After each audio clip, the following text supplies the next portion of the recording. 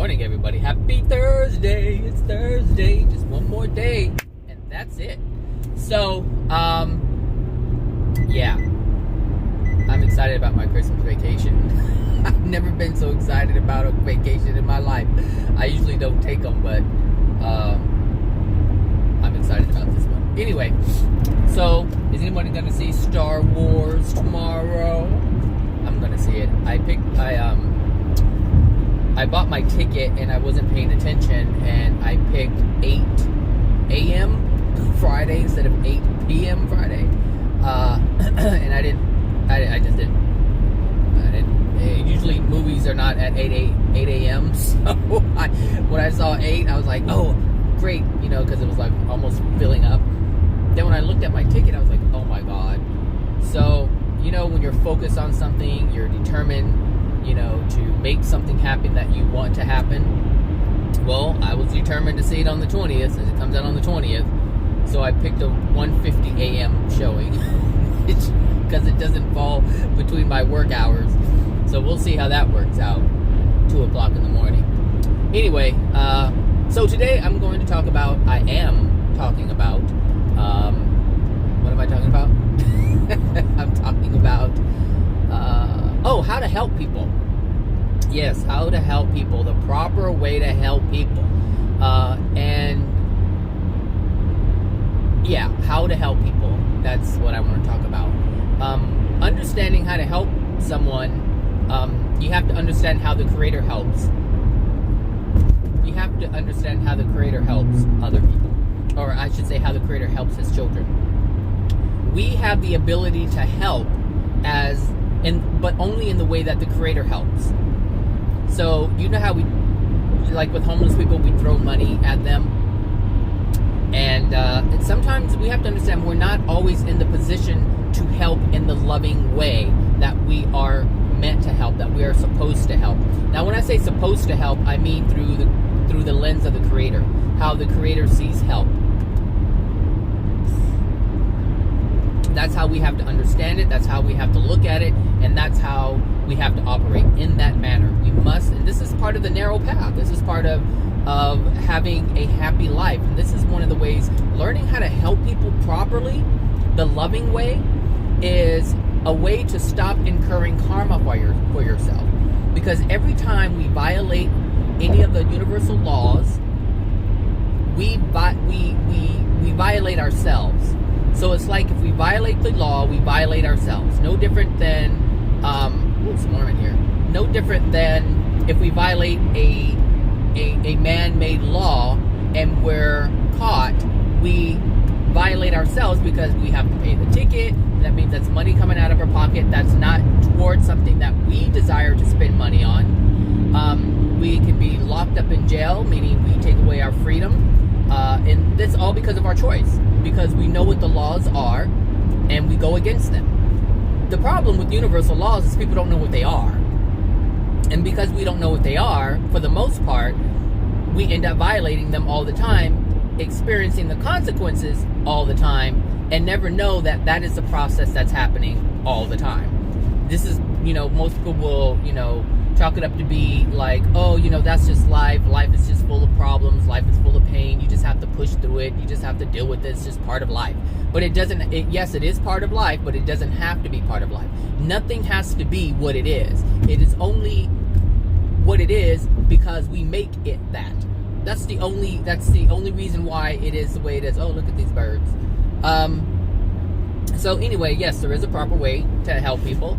And if you see anyone suffering, if you see anyone struggling, the most loving way, the only loving way to help someone is to give them the opportunity to heal themselves, to correct themselves. Give them the opportunity to metaphysically, if you want to call it that, non-physically, if you want to call it that, on a soul level, heal themselves. Correct the belief systems that they hold within themselves. So someone who is struggling, doing work properly, like even in the workplace, how do you help someone who's always making mistakes? Someone's always making mistakes. If someone makes mistakes on a constant basis, The reason why that is because they're fulfilling that which dwells within their soul. So someone told them that they weren't good enough, which means they act in a way, they move in a way, they live in a way that constantly brings a scenario where someone will think and say they're not good enough. Something's wrong with you. Blah, blah, blah. Why do you keep making mistakes? And this reinforces the feeling that they have. Because, like I said, that which dwells within your soul, the universe brings more of it to you. More of it to you. So you can feel it. You can feel it. You can feel it. You can feel it over and over again throughout your life. You can feel it. I'm never good enough. I'm never good enough. I can never do anything right. I can never do anything right. Nobody compliments me. Everyone is always down, down my back. Blah, blah, blah. On my shoulders. Blah, blah, blah. Like, this is what happens. So if you want to help someone, you give them the opportunity to improve. But understand, they do not have to improve. They do not have to listen to what you're saying. They do not have to take heed to the words you are saying. They don't have to feel the love that you have for them. They don't have to do any of that. That's the first thing. Because if you really look at what's happening with the Creator and with celestial beings or angels, whatever you want to call them, they do not go out of their way running around through the hells trying to fix everybody. They wait until there is a call for assistance. Because when there is an authentic call for assistance that is coming out of someone's soul, meaning the feeling of help is present, that's when the celestial being meets with them, or meets up with them, goes to their location in the hells, and oftentimes removes them temporarily from that area so that the communication can be had. Because this is what happens a lot of times. The celestial being will put them in a space where they're not feeling the suffering and the pain of their location, because our soul dictates our location in the spirit world. So those who are in the hellish places, in the places where there's suffering and there's a lot of pain, the celestial beings have the power to remove them from that area. This is just more of God's will being done through God's people, through God's those who are in alignment with love, those who are in alignment with truth. These are the only people who can truly help. Everyone else is just masking the problem. So you can be someone who can have a conversation with someone and say, hey, look, this is why you're having this is why you keep running into bad relationships. Someone can tell you the truth of what you are doing, what dwells within your soul, so that you can truly look at yourself and say, wow, I've never been able to see that, but I can see that now. Thank you so much for sharing that with me. I need to make a change. The person who keeps beating me, they don't need to change. I need to change. I need to say I love myself more. I need to say I need to put myself in a different position. I need to know that I have the power to put myself in a different place so that I don't experience the beatings anymore. I'm the one who needs to take control over my life. I'm the one. This is what helping people is. It's giving them the potential, giving them the opportunity so that they have the potential to make a choice that is more loving towards themselves. And just keeping with that example, if you are a person who is being abused in any way, shape, or form, physically, mentally, emotionally, doesn't matter what it is, when you... someone's brakes are in my car now, and it stinks. I'm going to put on a sec. Woo! That's bad. I think it's that truck there. Maybe, yeah. Woo! Burning brakes is an awful smell. Anyway, so I don't know if you've noticed, but I don't like things going into my body that's foreign like that, like just it being in there and affecting me. Skunk, doesn't matter what it is, I just don't like it. Marijuana, I don't like it. These artificial brake smells, I don't like. Nothing. I just don't like it. Anyway, so you're actually being loving not only to yourself because you're removing yourself from that abuse, but you're also loving the person who's abusing you because you're removing the opportunity for them to act in such a way. See, people who are abusive like that, they don't do that to everybody. Well, I don't want to say they don't. but for the most part, they don't do that to everybody. And really, they don't. They only do it to the people who they know will allow it. So when they're used to beating on you and abusing you, and you remove yourself, you're also removing the potential for them to act unlovingly towards another. You're also allowing them to see that their actions, their intent to harm and hurt, this is the result. You get left. You get left behind. People leave you. You feel alone. You feel, damn, again? Where are these smells coming from?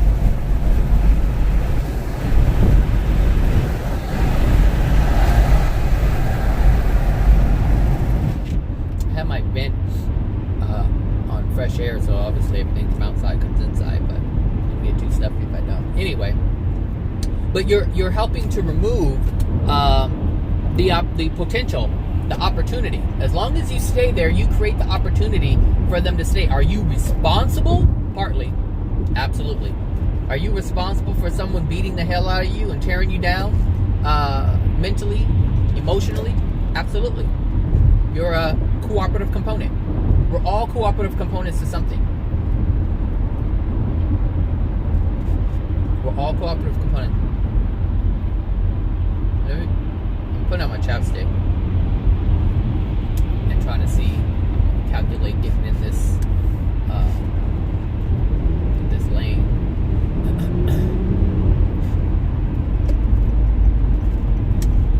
Just like that, baby. Just like that.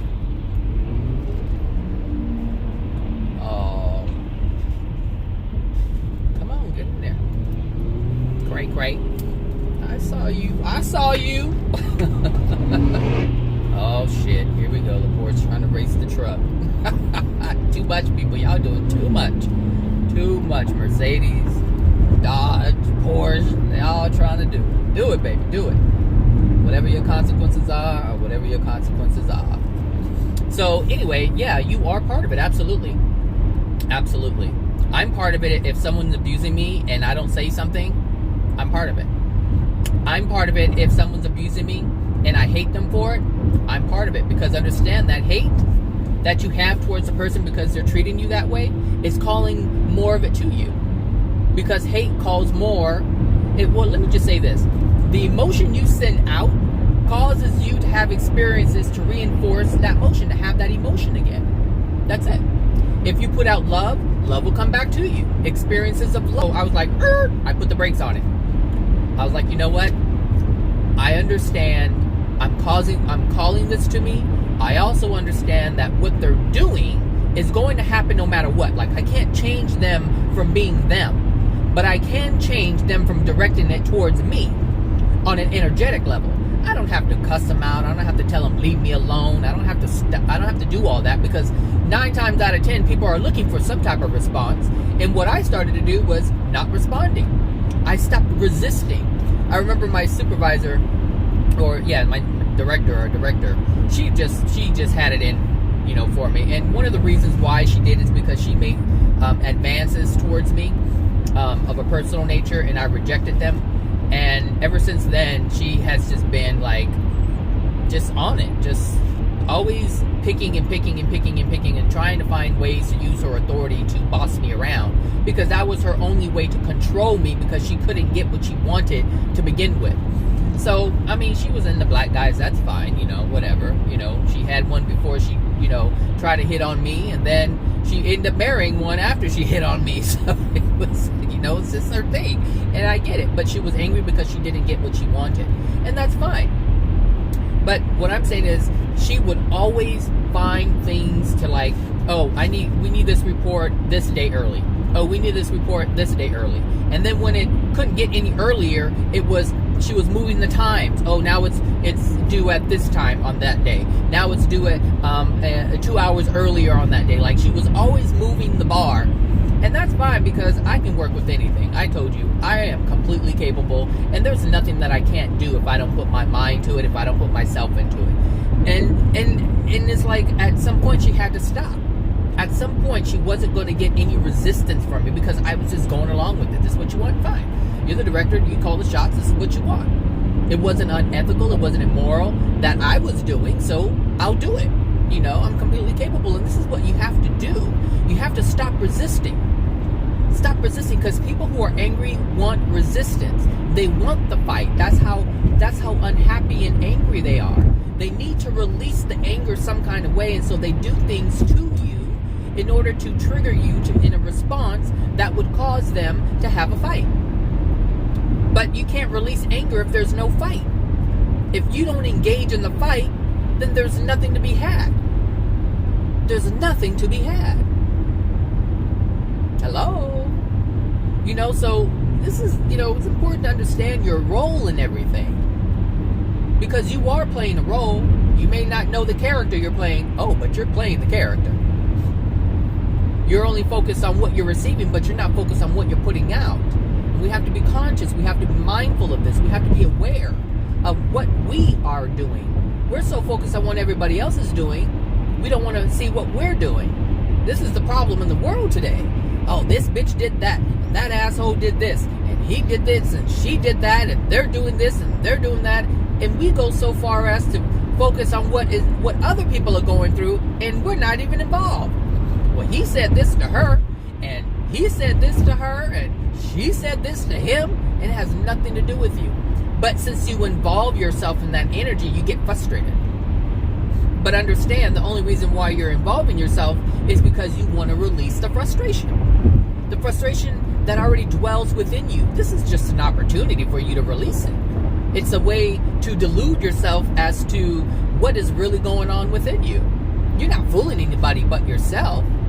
You may be fooling other people who are equally as blind, but for the people who understand and know, you're not fooling anybody. This is why you can look at people and see exactly what's going on in their lives. I know why people are doing the things that you're doing. I had this, I told you I've been I've been accepting these friendships on Facebook from all over the world, and a lot of them from Africa, Haiti, you know, some India ones, some Philippines. Ooh, these Filipino ladies, oh my God, they're something else.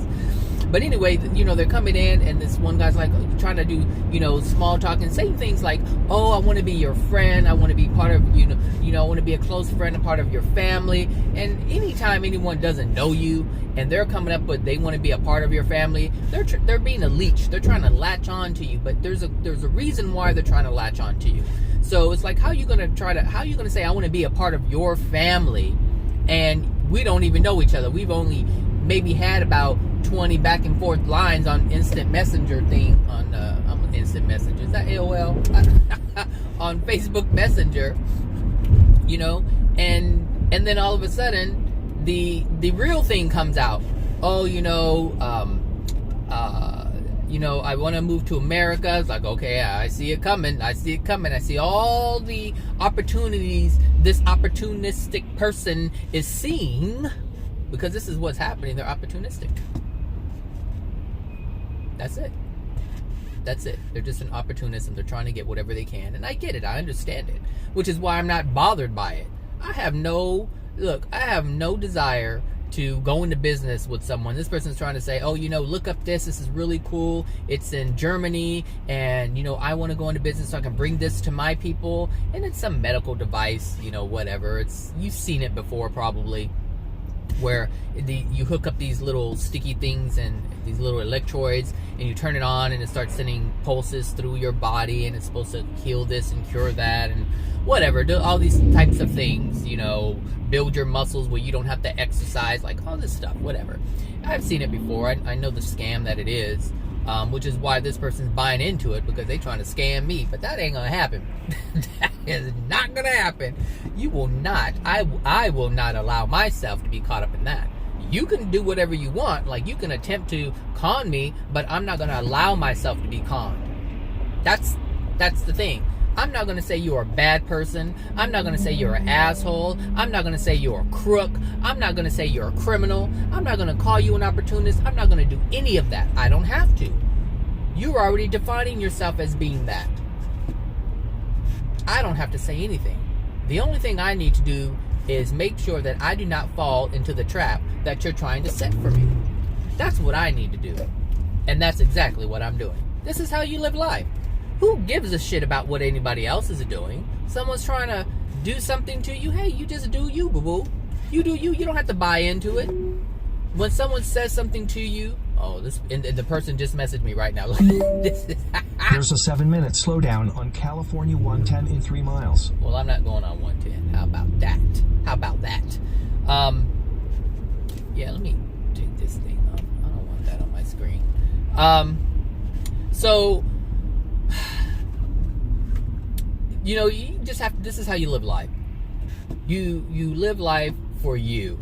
You live life based on what is good for you. What is decent for you? What is ethical for you? What is moral for you? Oh no. See, Oh, I can tell he was on his phone. You can just look at that man and know he was on his phone. You can tell these people. You can tell. Because they're already lost. They have the look of being lost on their face because they're lost. And a lost person would not pay attention to the road because they're too involved in everything else. They're not worried about their life. They're worried about what's on the phone. That is on the ground because they don't want anybody to see they're on the phone. You see? Have you seen people on the phone when they're driving? How they hold it down low so the cops don't see them? And then they end up getting in an accident because they're looking at the ground and they're not looking through the windshield where all the cars are. They're not looking at where the dangers are because they're not aware of the dangers. They don't see it as a danger. They're just lost. They don't understand the value of life. They don't understand the value of their life. They don't understand the value of other people's lives. They don't understand how they affect other people's lives. They don't understand how their decisions affect their own life, which is why they're just living in a bundle of chaos because they don't see it. They can't see it. That Porsche is speeding again. He's probably a cop. These cops, they be like, I can do whatever I want to do. You sure can. Until you die, and then you get in the spirit world and you realize you can't do anything now because the soul's so dark. That's the way it happens. Look, despite how I feel about it or think about it, that's the process. You can't change the process. That's the greatest process. That's the greatest process. Yes, it is. It's important to know the process because then you can discern whether or not you want to be a part of it. Well, you're a part of it no matter what, but you can decide how you are a part of it. You can decide your role in it. You can decide all kinds of things. No, he's not a cop. There's a police station over here, that's why I said that. But he's going the opposite direction. Look, he did all that, and I'm right behind him. So, anyway, learning how to help people is presenting an opportunity for them to help themselves. If someone says, hey, I need some money, say, all right, I have some to give, but how about you work for it? How about you do X, Y, and Z for me at my house? Man, I don't got time for that. I need the money now. Response, and go somewhere else we can get it now. But this is my money. I worked for it. And that means if you want money, you're going to have to work for it too. Because see, you're not in a position, obviously, you're not in a position where money just comes to you. Because if you're loving, and I don't know if you remember, if you did listen to yesterday's video, but if you listened to yesterday's video, I talked about the different types of manifestors. And the thing is, when things come to you and you don't have to work, there's a great deal of love within you. And the thing is, when you have this love within you, there's an understanding of how things work on a certain level. But when you understand the universal laws, and you live by the universal laws, you have love.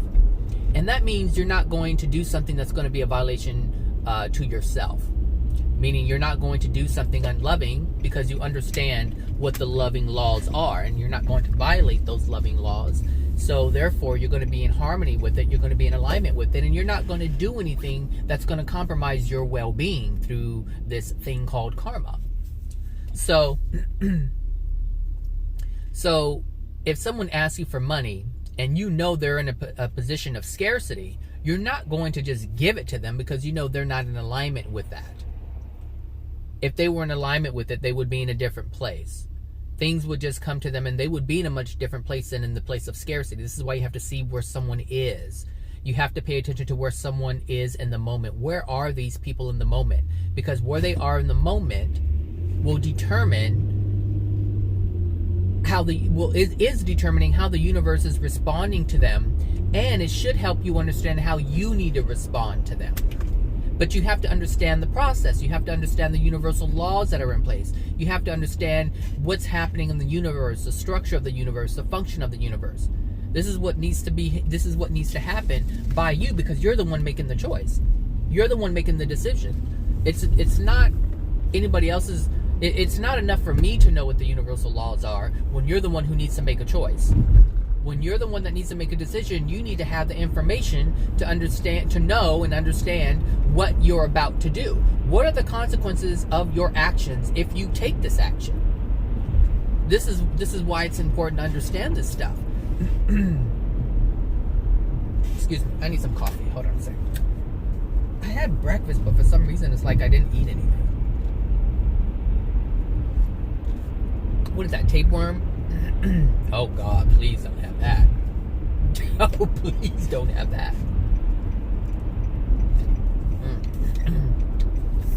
So,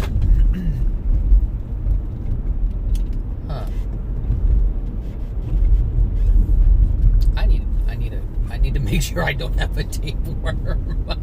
So, anyway, yes. Provide the opportunity. So, back to that example, someone says, hey, I need some money. Can you help me out? It's like, what can you do for the money? My sister had asked me a while back, can you help me with this? She was trying to, and she was experiencing scarcity. Obviously, if she needed me to help her out with some basic stuff like, winter clothes and things like that, because she was starting a new job. She was living in a new place where it snows. She never lived in snow like that before, so it wasn't something that she was prepared for. And she said, hey, I need something. And I said, here's my credit card. And she racked it up. She just started charging. And I allowed her to do that. So I can't blame her for doing that. But the penalty came to me because I didn't realize what I was doing. I didn't realize anything that I was doing in that moment. I didn't realize, and when she had asked me, I didn't realize that I was helping her to maintain her degradation. I was helping her to maintain the life that she has been living that put her in that place. See, I did for her because she couldn't do for herself. She couldn't whip out her own credit card. Even if she didn't have cash, she couldn't whip out her own credit card because she didn't have it. And she couldn't whip out the cash. Like, it wasn't available to her. So she had to go somewhere else in order to get what she needed. And she came to me. And,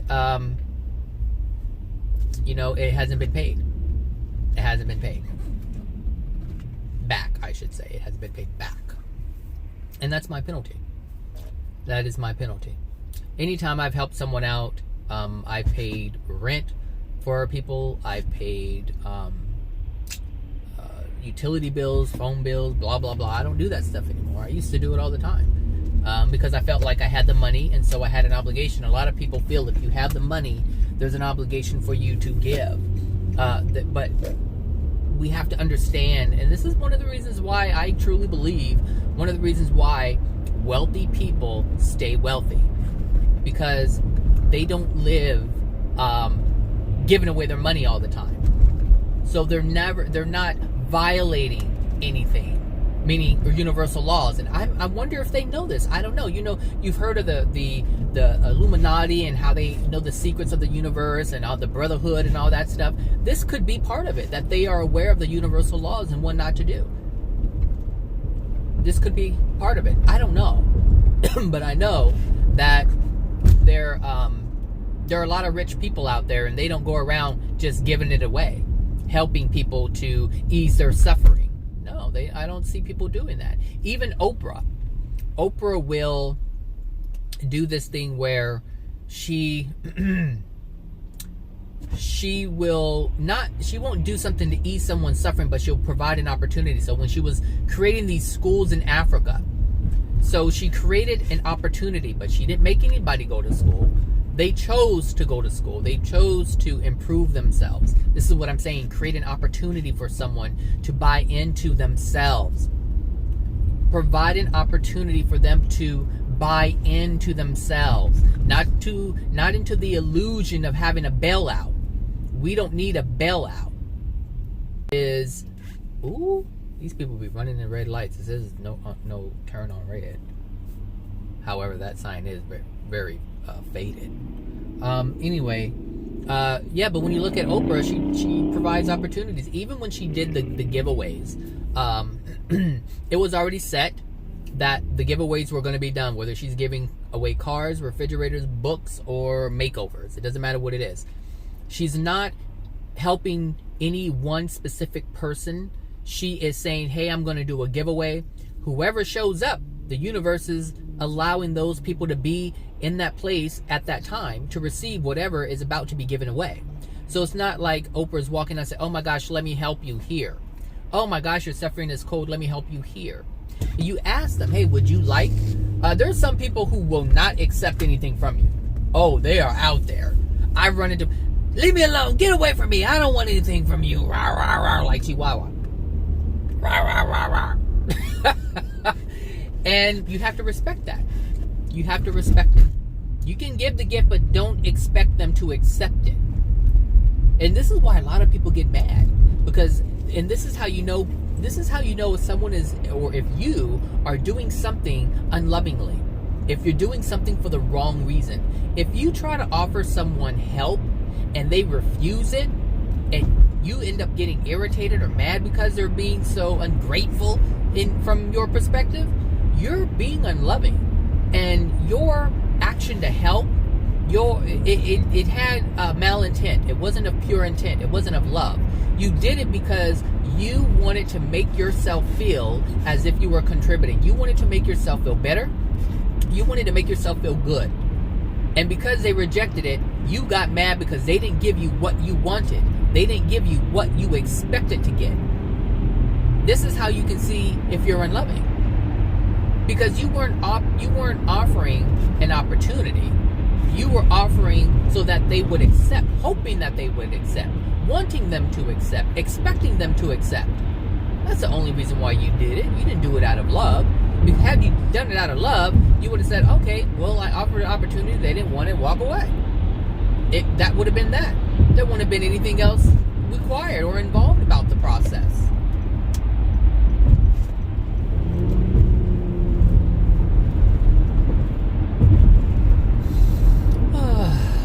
Life is good.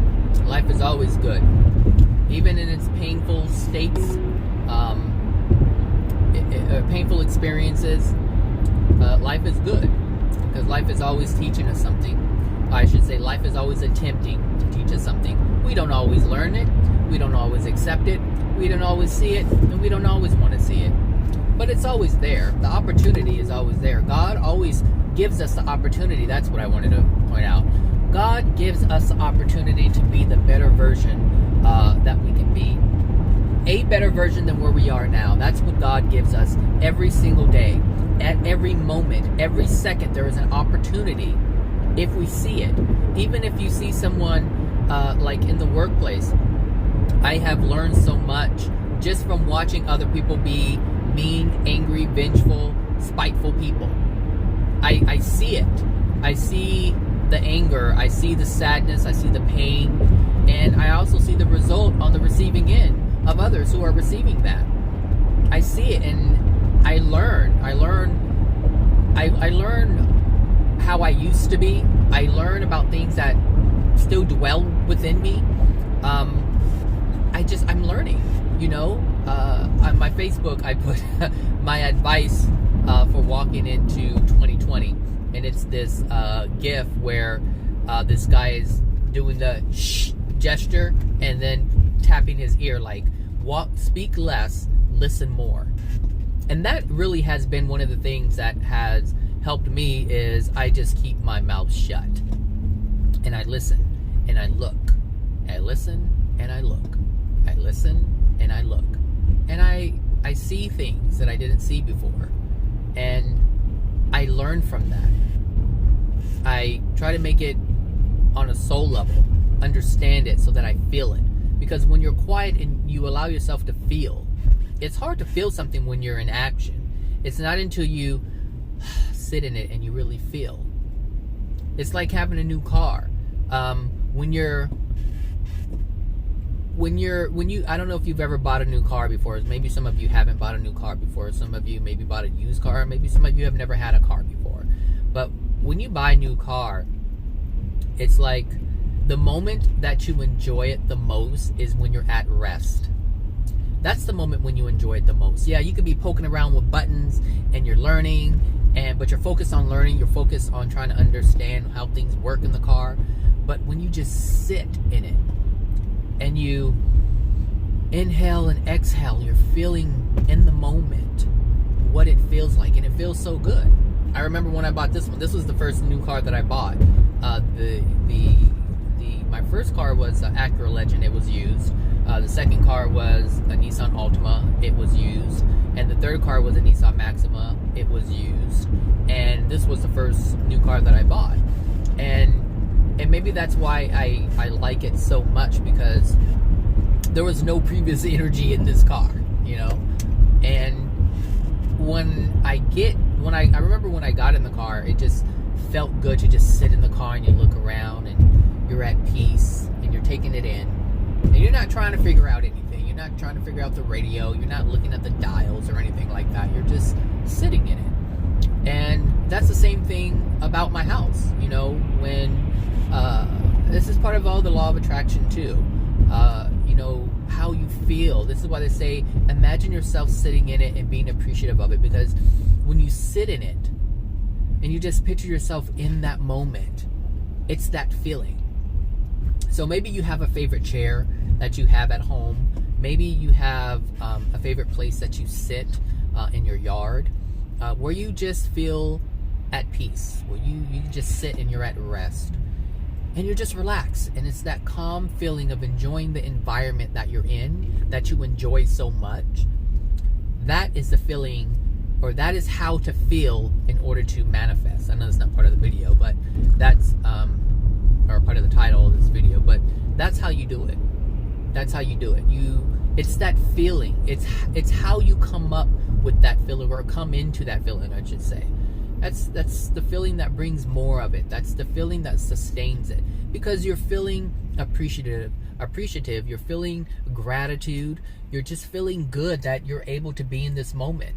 And sometimes people, like New Agers, they make these rooms. Some New Agers make rooms where, kind of like Christians make prayer rooms. They make a prayer room where they go to pray. This is where they go to be at peace. This is where they go to experience the oneness with the Creator, if you will, if that's how they're seeing it. Where they're able to talk, where they feel completely open and free to communicate with the Creator in prayer. Some New Age create rooms where they have crystals and rainbows on the wall and what is that? Tree, is it Yanka? Not Yanka. Tree, something like that. I don't know. I forget the name of it. It's like an Indian thing. Tree Yanka, I think it is, or something like that. I don't know. But anyway, they have these symbols, you know. Maybe they have the chakra thing on their wall, and this is where they go to feel zen. This is where they go to meditate. This is, you know, they maybe have a candle or something, but it's that feeling of peace. It's that feeling of calmness that is really important. And when you get into this space, this is the feeling that you need to be in when you're imagining something that you want. Because when you feel that comfort, when you feel peace, it's completely different than being anxious. So you can be anxious to have the new car. You'll never get the new car. It won't come to you because you have that feeling of being anxious. You have that resistance. Like, I gotta have it, I gotta have it, I gotta have it, I gotta have it. I gotta have it, I want it, I want it, I want it to feel good, I want it to feel good. Versus you being at peace, sitting in it. There's no resistance in being anxious. There's a lot of resistance in being anxious. So it's all about letting go of the resistance. This is what Abraham teaches. This is exactly what Abraham teaches. But it's the feeling. But you've already had that feeling before. Maybe it's when you had a baby. Not every woman who has a baby or every man who has a child, they won't feel this way. Maybe some of them are, feeling anxious because of the child. But some of them are feeling at peace because of the new life they brought into the world. So it just depends. It really depends on where you are, who you are, and and what you've learned to experience during these times. Because if you can harness or recreate that feeling in your imagination, picture yourself somewhere having whatever it is. It could be a vacation, whatever peaceful. Maybe you're in your yard. You have that piece of calmness, and you're really enjoying yourself, and you're just feeling it. That's what you have to do when you imagine the 7-day cruise. Imagine sitting out on the deck, just with your eyes closed, relaxed, with the breeze upon you and the sun shining down on you. Or imagine yourself, at the spa on a cruise ship, if you want to do the cruise thing. Or maybe there's a vacation spot. Imagine yourself on the breeze. This is exactly what I'm saying. This is exactly what it is. However you feel comfortable and peaceful, you have to apply that to the things that you want.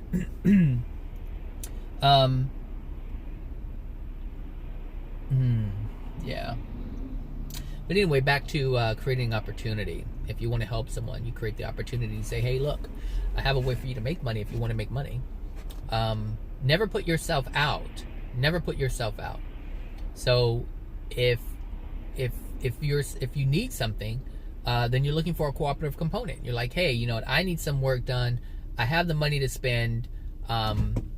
So if you want to help me, you can make some money like this. Since you need money more than I do, you need money, I need the work done, we can come to an agreement where we both give something to one another. You give, I give, we're in business together, but some people won't accept that.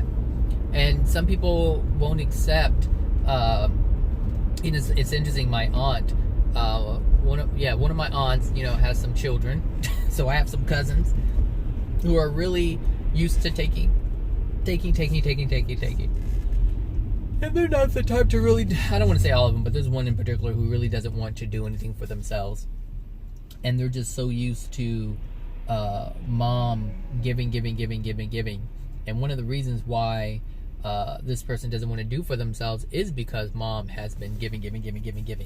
And the mom hasn't created an opportunity to, hold on.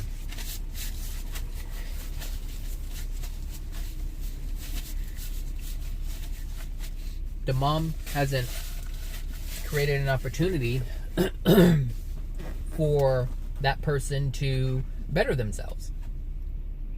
The mother has always just said, here's the money. And that keeps my cousin in the same spot, in the same space, in the same place, in the same energy of not wanting to do anything for themselves in order to generate for themselves. They can only take what others generate because they're not in a place to generate for themselves. This is why it's not good to just throw money at people. It's not good to just do that. When they're lacking, when they have scarcity, what they need is to understand why there's so much scarcity. But if they don't want to learn that, then you have to leave them alone because they're not willing to help themselves. So we never help someone who's not willing to help themselves. This is why people are in the hells. They're in the hells because they don't want to help themselves. There have been many opportunities. Listen, people, when we die, there are always people. Every single time someone dies, there is someone, usually a group of people, at least two, who come and greet you at your death. Right after your death, your transition. They come and greet you. You're in your spirit body. You're in the spirit world now. And they're there to help you understand where you are. And they're also to help you understand why you are where you are. And also understand where you're going to go. They'll show you where you're going to go. If you allow them to. Again, it's all about your willingness. They won't show you where you're going to go, because usually as soon as you pass, you don't end up straight into the hells if that's where your soul condition says you need to go. I think I need to turn here because I don't like doing those stop signs. It's too much.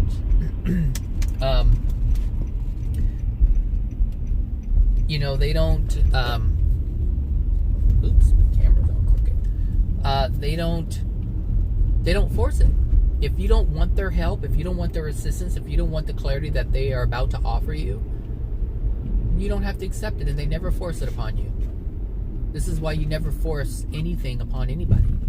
And if someone rejects it, they reject it. So if they're giving you an opportunity to understand why you are where you are, how you are where you are, any of these things, if you reject it, you don't have to accept it, and they won't press it upon you. If you don't want the understanding, they won't force you to understand, because they know if you're not willing to understand, you'll never get it. You won't get it. And so you still have free will when you die, the same free will you had here, and you actually have more of an opportunity to put yourself in a darker position, because you're not restricted by man's laws anymore. Oh, trust me, you would have hurt a lot of people if the law didn't say you were going to go to jail. The only reason why, oh Jesus, this one's okay. This is the hood for you, baby. This is the hood. So I need to pull so many homeless people here. I'm just gonna pull right here for a minute. What is this? The world stage. We got rest in peace. What's his name? Nipsey Hussle. We got all kinds of things going on right over here. So anyway, you know, we have the same opportunity to degrade ourselves in the spirit world. And we also have a greater opportunity to heal ourselves in the spirit world. But it's important to know this stuff, you know. A lot of people don't know this stuff. They're not aware. But you don't have to accept anything you don't want to. But it's about presenting the opportunity, and that's what celestial beings do. They present the opportunity for you. And that's what you have to do. You have to operate in the same way that the Creator operates. The Creator presents opportunities, but never forces you to do anything. Never forces you to do anything. You don't have to do anything you don't want to do. We don't have to do that. If you want to live in love, it's because you choose to live in love. If you want to live in hatred, it's because you choose that. You're choosing to hate another person. Granted, a lot of people are choosing that because they don't understand they have another option, and they don't understand why they're so angry. Most people don't understand why they're angry. They just know that they're angry. But once you understand that, once you have the understanding, that allows you to have compassion for them. That's why these people at work, there's some real tyrants at work right now, and I can only have compassion for them because I understand where they're at. I can't get angry with them. I mean, I can if I wanted to, but it doesn't serve a purpose. Anger doesn't serve the purpose that people think it serves. It doesn't serve that purpose. Whatever purpose they think it serves, it doesn't serve that purpose. It's an illusion. Okay, birdies, seagulls. It's an illusion. And we have to be mindful of this illusion. Because if we're not, we fall into this, we fall prey to it. We fall prey to the illusion that we understand to be the truth. But it's an illusion. The truth is never an illusion, it's the truth. It's solid. It is established already. The only thing that's not established are falsehoods.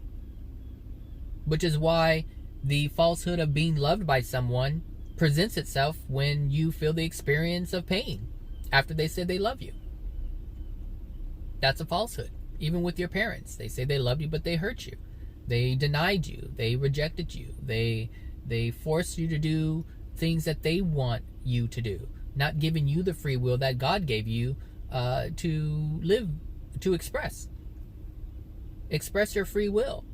If you want to take art classes and your parents are like, no, you need to be a lawyer or a doctor. Why? Because of their inadequacy? Because they lived an inadequate life from their perspective, and now they want to use your life. They want to use you and your life to correct or fix the pain that they've experienced. That's not loving. That's control.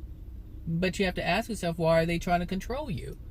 Because they felt like they didn't have any control in your life. This is what people who control do. When they feel they don't have any control in your life, they try to control yours. This is what a bad boss is. A bad boss will always, I knew he was going to do that. A bad boss will, a bad boss, I knew he was going to do that. So he walked from all the way across the street, and he stopped right there because he saw me sitting here in the car. And I told you I'm in the hood, so you have to understand how people operate in certain areas and why people do certain things. Now, most people wouldn't look at this and understand anything. They just think, oh, this man is cleaning, but or blowing the thing, cleaning the sidewalk or whatever. But he's doing it in front of me on purpose because he's trying to show me that he has a job, that he is important, he has a task, blah blah blah. That's his goal. Is he wants to feel important. And look, his little thing broke. The little cord that he was pulling on, it broke. It totally came out of the whole machine. And this is the thing, like, he couldn't even get what he was looking for because his soul is so degraded. You can tell and look at the man is struggling. He's barely has money, and this is a side gig. This is not even a real thing, but he tries to make money wherever he can. He's hustling. He's just trying to hustle. And he's trying to start I don't want to say try to start a business, but he's trying to be in business, say, hey, we can clean up the area.